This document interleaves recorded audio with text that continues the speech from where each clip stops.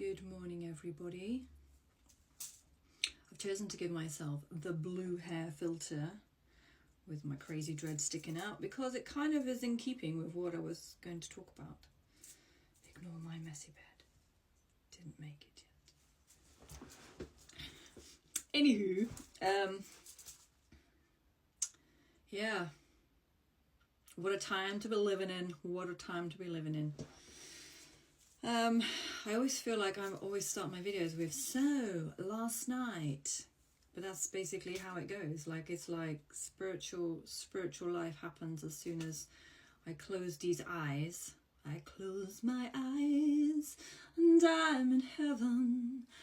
I close my eyes and I'm just somewhere else. Anyway, last night, it's literally like reading a book or watching a movie. I just get to the next chapter or the next thing each evening. Last night, okay, so I've been dealing with a lot of this kind of like rah energy. Like, what is this? I need to stand up for this. This is not good. We shall not be treated like this. XYZ. I'm here to make a better world for the next generation. I'm only here for a short period of time. I'm gonna go out with a bang. You know, I feel like I've lost the will to care, really, about anything much than I know what I'm here to do. And you either like it or lump it kind of thing. And those that like it, stick. And those that don't. And that's all good with me. I had this dream anyway. I was out in the universe as per usual, and there was this big Jesus in front of me. And I know Jesus pretty well. I know his character. I know his essence. I know his spirit. And I'm not religious, as I say. It doesn't belong to any religion to me. But I believe that Christ consciousness, however that looks, is the answer for getting this world right. Anyway, he came up to me and he gave me a smile, and it was like, oh, hey. And he said, you're like me, you're Christ-like. And I went, oh, am I? And he said, yeah, look. And he pulled my hands forward in front of me like this. And I saw nail prints in my hands. And then I felt a scar in my side. And I looked at my feet and there was nail prints in my feet. And I don't want that to sound blasphemous, but I knew exactly what it meant. I knew exactly what it meant the moment he said it. And he said, they will want to crucify you too, you know. Speaking your truth, for being that light, for coming with a zest and a power and a ferocity that most of your life you've been told to keep on the stump. And I know it's a process. Another dream that I had, and I knew the meaning instantly, was that I woke up and my leg had been amputated from the knee down. And I screamed and I was like freaking out in the hospital bed, realizing that my life would never be the same again, that I had just lost the ability to walk.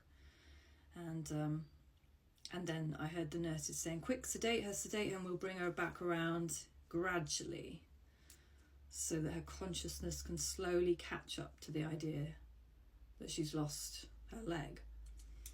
And although it was quite graphic and quite grim, this image, I knew that it meant that where I'm being taken, if I was thrown there in immediately, I wouldn't cope.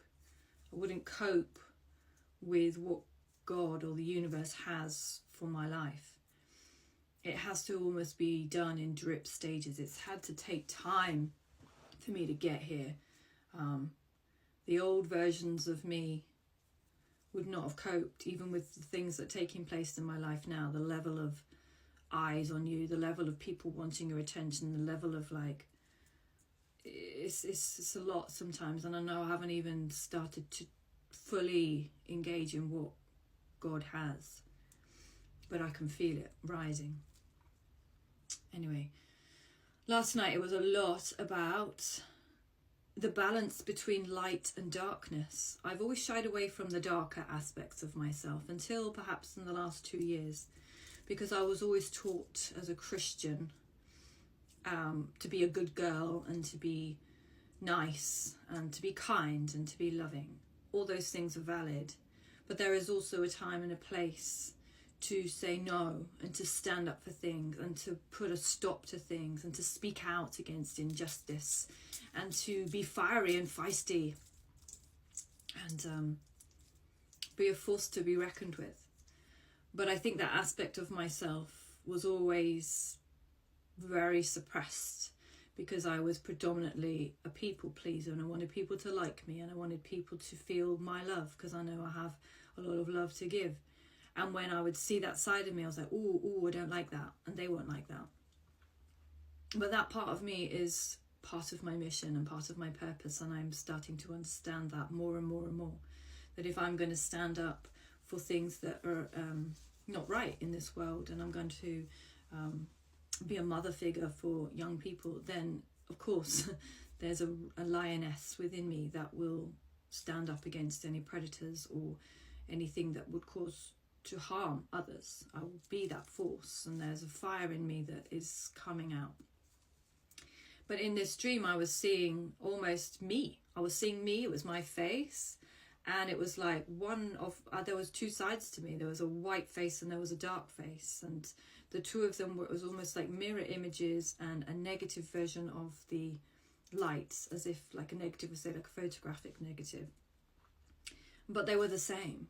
They were the same, and if you brought the dark into the light, it was the same image. If you took the light into the dark, it was the same, but they just sort of swapped.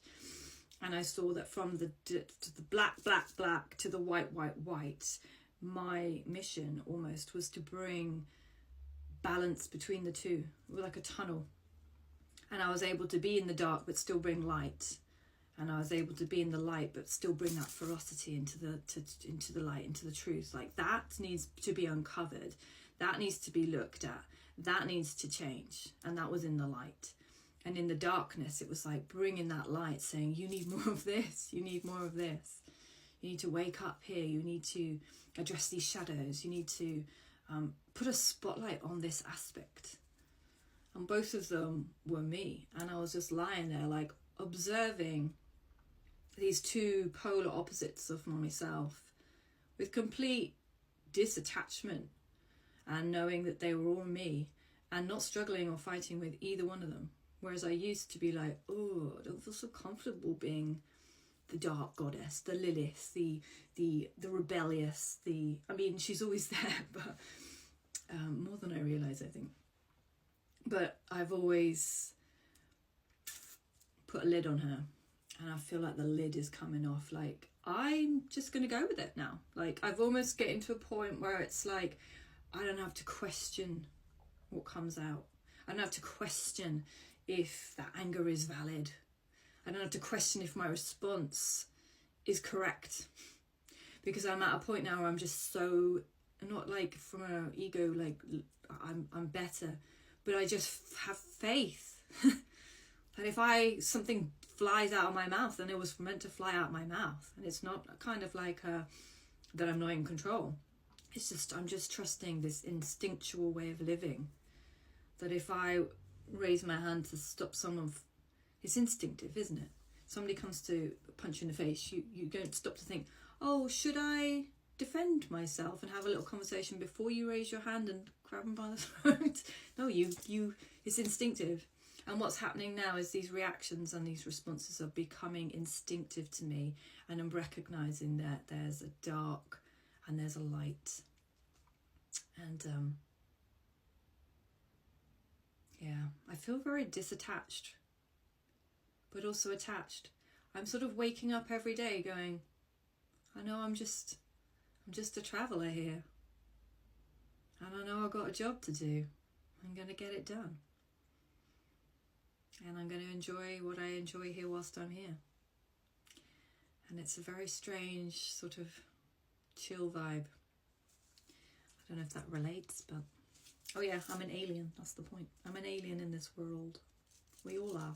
Why are you here?